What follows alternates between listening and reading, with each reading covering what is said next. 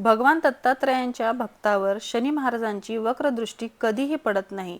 यामागे एक अत्यंत सुंदर आणि मार्गदर्शक अशी एक पौराणिक कथा आहे. एकदा शनी महाराजांनी भगवान दत्तात्रयांना पाहिले आणि ते त्यांच्याकडे येऊ लागले. दत्तात्रय हे साक्षात ब्रह्मा, विष्णू आणि महेश यांचे एकत्रित रूप परब्रह्म आहेत. शनिदेवांनी दत्त महाराजांना नम्रपणे सांगितले, प्रभू, सृष्टीच्या नियमानुसार मला तुमच्या राशीत प्रवेश करावा लागेल आणि साडेसातीचा प्रभाव दाखवावा लागेल. दत्त महाराजांनी स्मित हास्य केले आणि म्हणाले, ठीक आहे, तू तुझ्या कर्तव्याचे पालन कर, पण मला सांग, तू माझ्या शरीराच्या कोणत्या भागावर आधी स्थान घेणार आहेस? शनिदेव म्हणाले, मी प्रथम आपल्या शिरावर म्हणजेच डोक्यावर स्थान घेईन. हे ऐकून दत्त महाराजांनी तात्काळ आपले दिगंबरा रूप प्रकट केले आणि ते सहस्रार चक्रात म्हणजेच परम समाधी अवस्थेत लीन झाले. दत्त महाराजांच्या अथांग दिव्य ऊर्जेचा आणि तेजाचा प्रकाश शनिदेवांना सहन होईनासा झाला.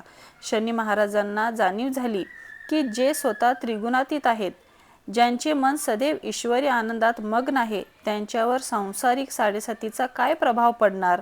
शनी महाराजांनी तत्काळ आपले हात जोडले आणि दत्त महाराजांची क्षमा मागितली. तेव्हा त्यांनी दत्त महाराजांना आणि त्यांच्या भक्तांना एक विशेष असे वरदान दिले. जो भक्त तुमची मनोभावे सेवा करेल, श्री गुरुदेव दत्त या नामाचा जप करेल, त्याला माझी पीडा कधीही होऊ देणार नाही.